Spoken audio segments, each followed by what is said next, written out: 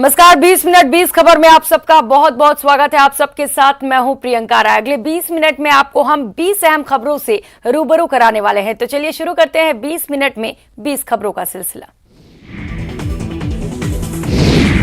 झालावाड़ जिले के घाटोली थाना क्षेत्र के केलखोयरा नदी की रपट पर पानी के तेज बहाव के चलते एक ट्रैक्टर ट्रॉली नदी में बह गई।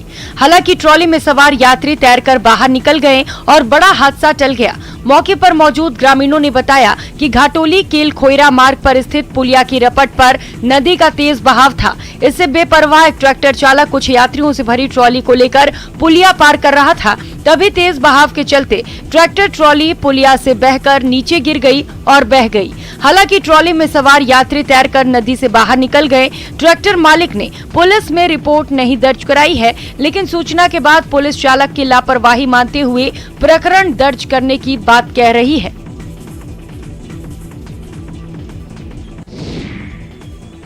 बारां जिले में 2 दिन से मानसूनी बारिश का दौर चल रहा है। जिले के बारां, छबड़ा, अटरू, शाहाबाद सहित विभिन्न जगहों पर बारिश हो रही है।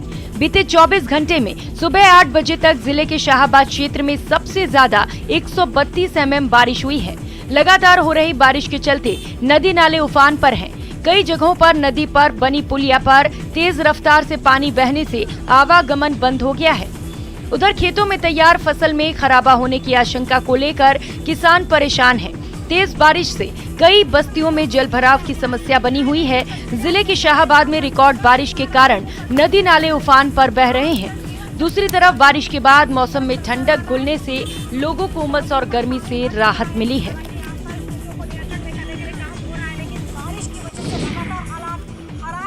जैसलमेर में इन दिनों मौसमी बीमारियों का भयंकर प्रकोप है। हालात ये हैं कि जैसलमेर का जवाहिर हॉस्पिटल मरीजों से भर गया है।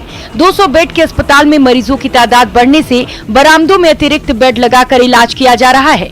जवाहिर अस्पताल में मरीजों की लाइन लगी है। इस बार ज्यादा बारिश होने की वजह से मौसमी बीमारियां ज्यादा बढ़ गई हैं। सबसे ज्यादा मलेरिया के मरीज आ रहे हैं। मरीज इतने ज्यादा आ रहे हैं कि अस्पताल प्रशासन को बरामदों में एक्स्ट्रा बेड लगाने पड़ रहे हैं।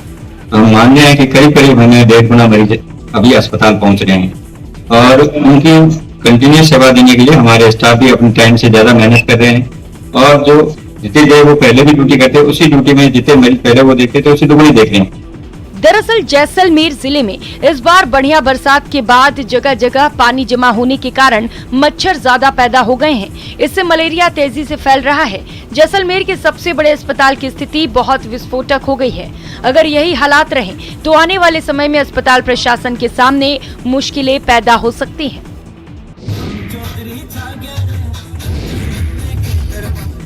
पोखरण के भनियाना के चैनपुरा स्कूल में ग्रामीण ओलंपिक के समापन समारोह में विजेता और उपविजेता खिलाड़ियों के साथ अतिथियों ने डांस करते हुए जमकर जश्न मनाया। कार्यक्रम में शामिल अतिथियों ने विजेता और उपविजेता टीमों को ट्रॉफी और प्रमाण पत्र भेंटकर हौसला अफजाई करते हुए भविष्य की शुभकामनाएं दी।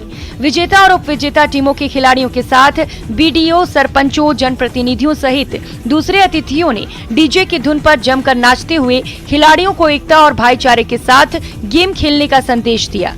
सीएम द्वारा ग्रामीण क्षेत्रों में राजीव गांधी ग्रामीण ओलंपिक खेलों को लेकर ग्रामीण और विद्यार्थी काफी उत्साहित नजर आए।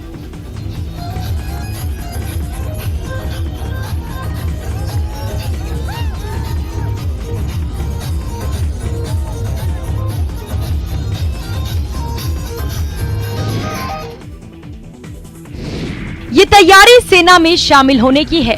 फौजी बनने के अपने सपने को परवान चढ़ाने की है। तस्वीरें उधमपुर की हैं। अग्निपथ भर्ती योजना के तहत युवाओं को अग्निवीर बनाने के लिए सेना की ओर से सीमावर्ती क्षेत्रों में रहने वाले युवाओं को विशेष प्रशिक्षण दिए जा रहे हैं ताकि ये अग्निवीर बनकर देश सेवा में जुट सके, सीमाओं की रक्षा कर सके। युवा भी बड़े उत्साह और जोश के साथ अग्निवीर बनने के लिए प्रशिक्षण हासिल करने के लिए सेना के आयोजित किए जा रहे शिविरों में पहुंच रहे हैं। इधर अच्छा सब कुछ हो रहा है सर। अब अच्छी रनिंग हो रही है, अच्छी पीटी हो रही है और सब कुछ अच्छा ही हो रहा है। और हमको पता नहीं था कैसे रनिंग होती है, कैसे पीटी होती है और कैसे, हमको कुछ पता नहीं था कि आगे जाके हम कैसे रिटर्न देंगे और कैसे सवाल आते थे। इधर सब कुछ हो रहा है सर। अभी सब कुछ बताया गया है इधर के मेडिकल ऐसे होता है और हमारी क्लासेस भी चल रही हैं सर। अगर कोई अगर रेस क्वालिफाई भी कर देता था, उसको रिटर्न के बारे में नहीं पता होता, रिटर्न में क्या आएगा, क्या करना होता है। तो अभी हमारी क्लासेस भी चल रही हैं इधर सर, बहुत अच्छे से पढ़ा रहे हैं, सब कुछ फिजिकल अच्छा चल रहा है, हमें एक्सरसाइज करवाई जा रही है अच्छे से। भारतीय वायुसेना के सूर्य किरण विमानों की एरोबेटिक टीम ने ऐसे हैरत अंगेज करतब दिखाए हैं कि देखने वाले अपलक इसे। शुक्रवार सुबह 10 बजे शुरू हुए एयर शो में वायुसेना के 9 विमान शामिल हुए। अपनी उड़ानों के दौरान विमानों ने विभिन्न तरह की आकृतियां दिखाई। This is basically the Indian Air Force 9 aircraft formation aerobatic team. It's called as Surya Kiran. So Surya Kiran, I'm sure all of you are aware what's the meaning of Surya Kiran in Hindi. So this is a 9 aircraft synchronized aerobatic team. They are displaying, they will coming to low altitudes, show them the display. This is primarily to motivate the people towards Air Force and armed personnel. We are there from the NCC. I am though from Air Force. Right now I am posted with an Air Squadron NCC, which is a second Air Squadron raised at Jharsuguda. Its primarily task is to train the Air Wing cadets of western part of Orissa. Gujarat में भारत का दूसरा सबसे बड़ा बांध सरदार सरोवर 2 साल बाद पूरी तरह से पानी से लबालब हो गया है। इस साल अच्छी मौसम में बारिश के बाद बांध का जल स्तर 138.68 मीटर के पूर्ण स्तर तक भर गया है। इस सीजन में पहली बार बांध अपने अधिकतम स्तर पर पहुंचा है। 2017 में 138 मीटर तक का बांध बनकर तैयार हुआ था। तब से लेकर आज तक ये बांध तीसरी बार अपने पूर्ण स्तर तक भर चुका है। इस मौके पर नर्मदा निगम ने सरदार सरोवर बांध को तिरंगे की रोशनी से सजाया। इसके अलावा नर्मदा की पूजा अर्चना की गई। फिलहाल नर्मदा बांध का जल स्तर 138.46 मीटर पहुंच गया है, इसलिए मुख्यमंत्री खुद पूजा अर्चना करने पहुंचे। एक आधिकारिक विज्ञप्ति में कहा गया है कि 2019 और 2020 के बाद ये तीसरी बार है जब बांध अपने पूर्ण जल स्तर पर पहुंच गया है। विज्ञप्ति में बताया गया है कि अब बांध में 5.76 लाख करोड़ लीटर पानी का भंडार है, यानी आने वाले गर्मियों में राज्य को पानी की कमी का सामना नहीं करना पड़ेगा। देश से विलुप्त हो चुके चीतों को लेकर इन दिनों खूब चर्चा है, क्योंकि 70 साल बाद भारत में फिर से चीता देखने को मिलेगा। मध्य प्रदेश के कूनो नेशनल पार्क में नामीबिया से 8 चीतों को लाकर छोड़ने की योजना बनाई गई है। 17 सितंबर को देश के प्रधानमंत्री नरेंद्र मोदी का जन्मदिन है। पीएम अपने जन्मदिन पर इन चीतों को उद्यानों में बनाए गए विशेष बाड़े में छोड़ेंगे।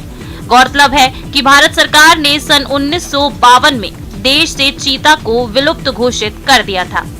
मिली जानकारी के मुताबिक सन 1947 में छत्तीसगढ़ के कोरिया महाराजा रामानुज प्रताप सिंह से सलका गांव के ग्रामीणों ने हिंसक हो चुके चीतों की शिकायत की थी। गांव वालों के मुताबिक चीते आए दिन जानवरों और इंसानों पर हमला कर रहे थे, जिसके बाद हंटर कहे जाने वाले महाराजा रामानुज प्रताप सिंह ने रामगढ़ के घने जंगलों में घात लगाकर आखिरी 3 चीतों का शिकार कर दिया था। देश का आखिरी चीता मारने का रिकॉर्ड कोरिया महाराजा के नाम दर्ज है। राजधर्म में जनता को हिंसक जानवरों से रक्षा करना भी राजा का कर्तव्य होता है। राजा साहब पास गए, राजा साहब बोले इसका मैं हल निकालूंगा, और उसके बाद फिर आदमखोर चीते को फिर मारा गया, लेकिन रामगढ़ जंगल मारा गया, मतलब इधर सुनत के और आगे निकल गए। बेबी एलिफेंट के रेस्क्यू ऑपरेशन की तस्वीरें छत्तीसगढ़ के कोरबा से। जिले के कटघोरा वन मंडल में गुरुवार शाम एक नन्हा हाथी सड़क पार करते हुए पुल के गड्ढे में फंस गया। उसकी मां और अन्य हाथी उसे बचाने के लिए आए, लेकिन वो गड्ढे से नहीं निकल सका। उसे बचाने के लिए हाथियों का दल वहां जमा हो गया, जिसके कारण कटघोरा चोटिया नेशनल हाईवे 130 करीब 3 घंटे तक जाम रहा। शावक को बचाने में जितनी देर लग रही थी, उसकी मां की बेचैनी बढ़ती जा रही थी, जो साफ दिख रही थी। इस वजह से वनकर्मी शावक के अधिक पास जाने में असफल हो रहे थे। फिर मौके पर 2 जेसीबी बुलाई गई, लेकिन तब भी मादा हाथी के वहां होने से रेस्क्यू ऑपरेशन में दिक्कत हो रही थी। कुछ समय बाद जब वो कुछ देर के लिए सड़क पार कर जंगल में गई, तो तुरंत रेंजर मनीष सिंह और अभिषेक दुबे जेसीबी पर सवार होकर पुल के पास जाकर गड्ढे को मिट्टी से पाटा और कड़ी मशक्कत के बाद हाथी के शावक को सुरक्षित निकाल लिया। पहले तो हम लोगों ने पूरे हाईवे में ट्रैफिक को रुकवाया। जैसे ही उसकी माँ जो है हथनी वो दूसरी तरफ गई, तो फिर हम लोगों ने खुद ही वहाँ जा करके उसको रस्सी से खींच करके जेसीबी में बांध करके ऊपर उठाया, जैसे कि आप लोग देखे हैं। लेकिन गड्ढा उतना ज़्यादा था और कंक्रीट में क्योंकि काई जम गया था, इस कारण वो निकल नहीं पा रहा था। तो जैसे ही उसकी माँ किनारे हुई, हम लोगों ने उसे रस्सी से बांध करके उसको बाहर निकाला। राजनांदगांव शहर के महेंद्र नाम के युवक ने एक पैर से दिव्यांग होने के बावजूद अपनी कमी को ही अपनी ताकत बनाई। हौसले की बदौलत मिस्टर छत्तीसगढ़ बन गए। 10 से 12 वर्ष पूर्व एक्सीडेंट में अपना एक पैर गंवाने के बाद इनके जीवन में निराशा आ गई थी। ऐसा अंधेरा जहां रोशनी का नामो निशान तक नहीं था। जब वो अपने भाई के साथ जिम जाते थे तो उन्हें लगा कि क्यों ना वो भी जिम जाए, कुछ खास करें।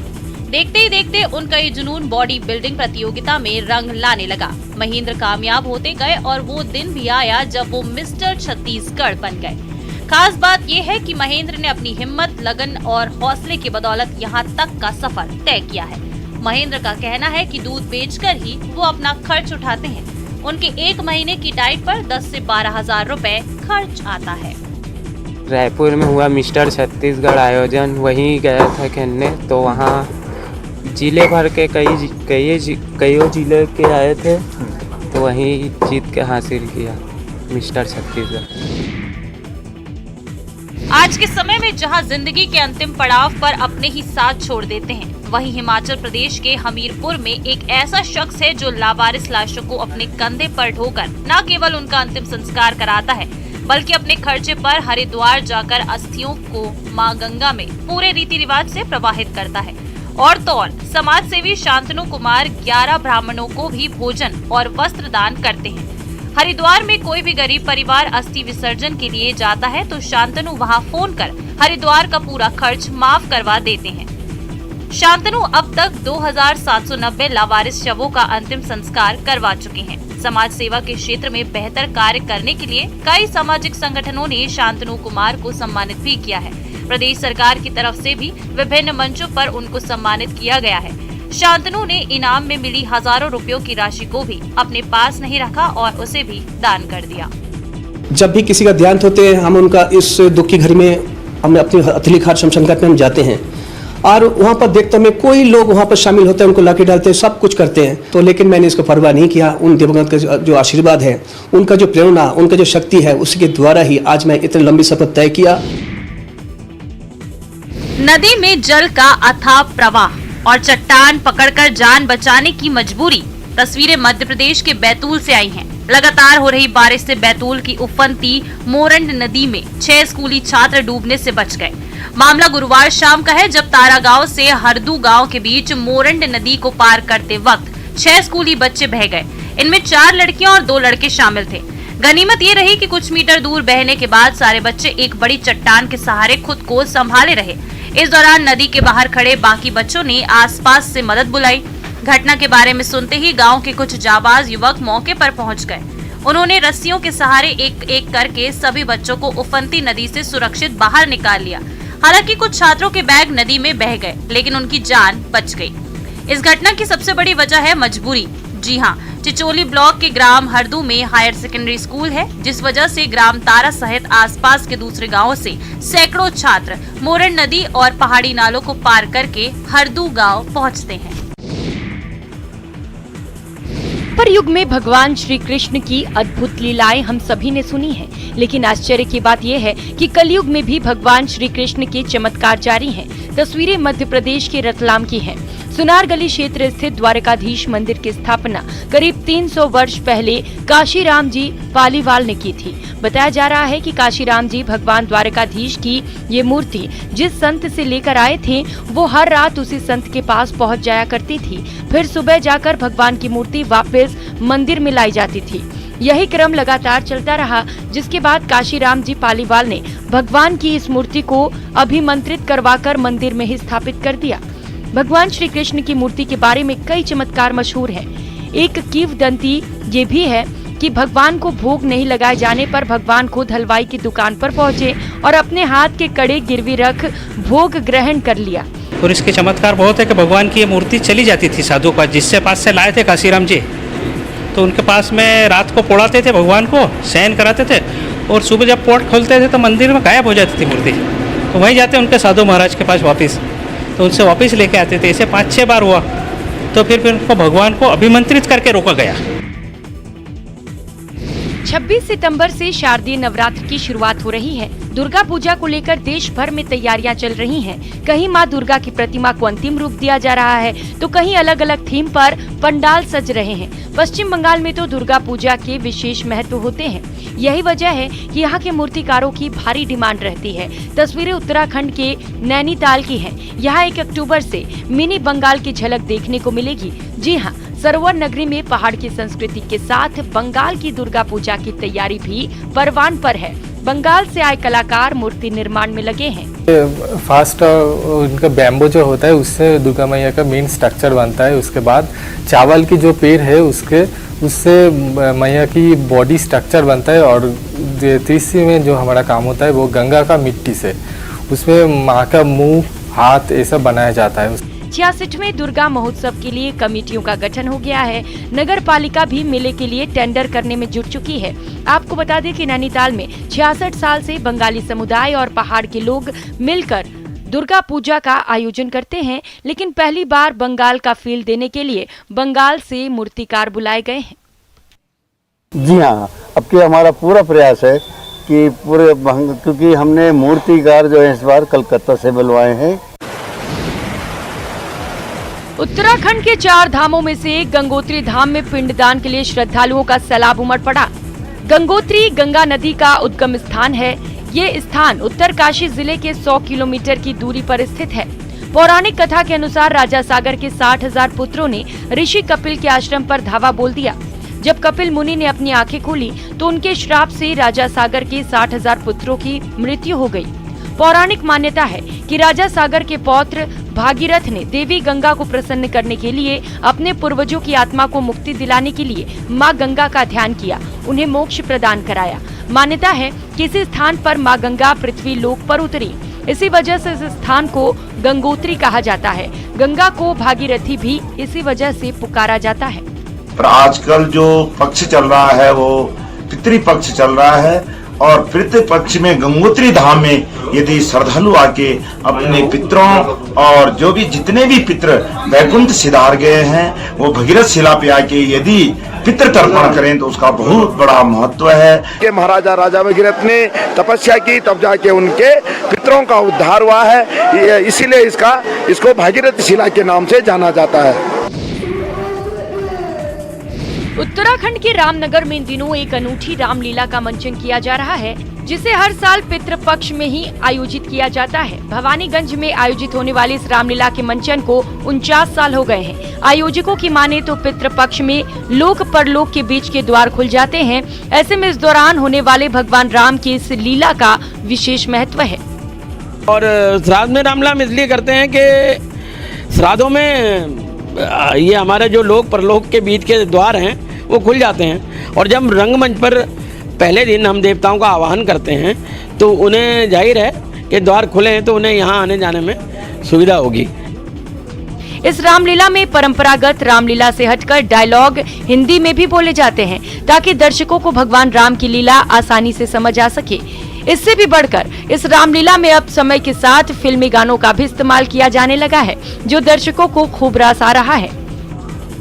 इंटरनेट के इस युग में जब हर कोई बिजी चल रहा हो, उस दौर में रामलीला के मंचन में किए जा रहे इन प्रयोगों से निश्चित ही लोग जुटने लगे हैं, जो आयोजकों के लिए सुकून की बात है।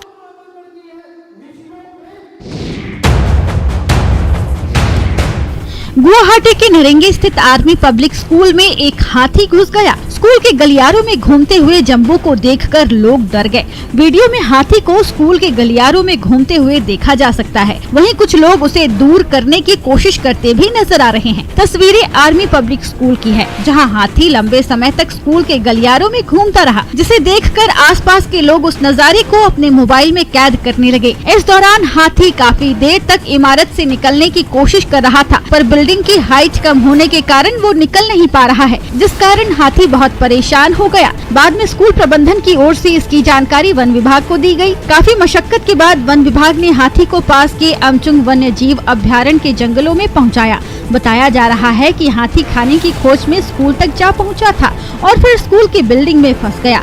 हाथी का ये वीडियो सोशल मीडिया पर जमकर वायरल हो रहा है, जिसे यूजर्स काफी पसंद कर रहे हैं।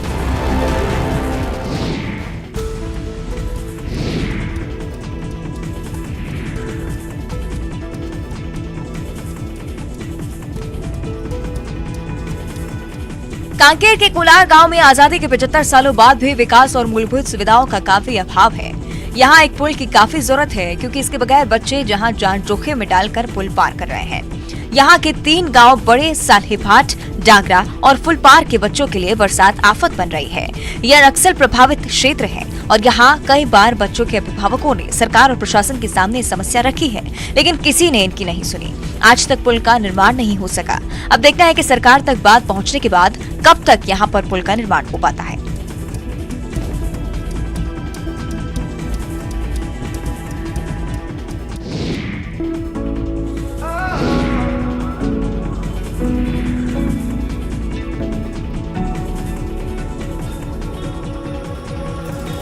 बॉलीवुड एक्टर अनुपम खेर न सिर्फ बेहतरीन एक्टर हैं, बल्कि वो एक अच्छे लाइफ कोच भी माने जाते हैं। वो समय समय पर जिंदगी से जुड़ी सीख शेयर करते रहते हैं। इस बार भी कुछ ऐसा ही हुआ है। एक्टर हमेशा ही फिल्मों से इतर भी अलग अलग मुद्दों पर बात करते रहते हैं। अनुपम खेर उन एक्टर्स में से हैं जो पॉजिटिविटी की राह दिखाते हैं। आज जब उन्होंने अपनी एक वीडियो में 9/11 का जिक्र छेड़ा, तो उन्होंने सिर्फ पिछले दुख की बात नहीं की, बल्कि उससे कुछ सीख ही दी है। सुनिए उन्होंने क्या कुछ कहा है।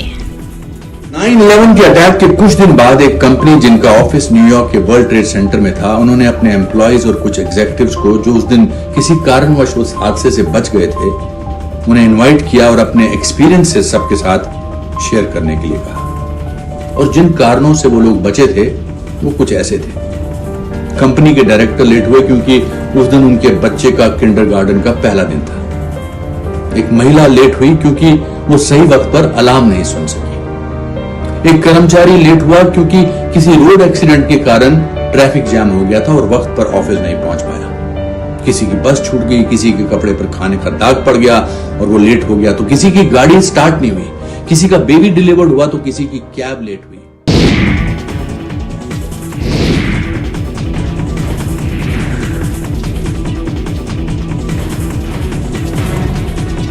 उज्बेकिस्तान से एक अजीबोगरीब तस्वीर सामने आई है, जब द्विपक्षीय मुलाकात के दौरान पाकिस्तान के प्रधानमंत्री शहबाज शरीफ को एयरफोन ने काफी परेशान किया। इस दौरान पुतिन मुस्कुराते हुए भी नजर आए। दरअसल उज्बेकिस्तान के समरकंद में रूस के राष्ट्रपति पुतिन और पाकिस्तान के प्रधानमंत्री शहबाज शरीफ की मुलाकात के दौरान ये दिलचस्प बात हुई। जब पाकिस्तानी प्रधानमंत्री अपने एयरफोन का ठीक से इस्तेमाल नहीं कर पा रहे थे, तो वो बार बार उनके कान से गिर रहा था। इसके बाद हार कर शहबाज शरीफ ने मदद की गुहार लगाई। जब ये सब हो रहा था, रूस के राष्ट्रपति पुतिन मुस्कुरा रहे थे।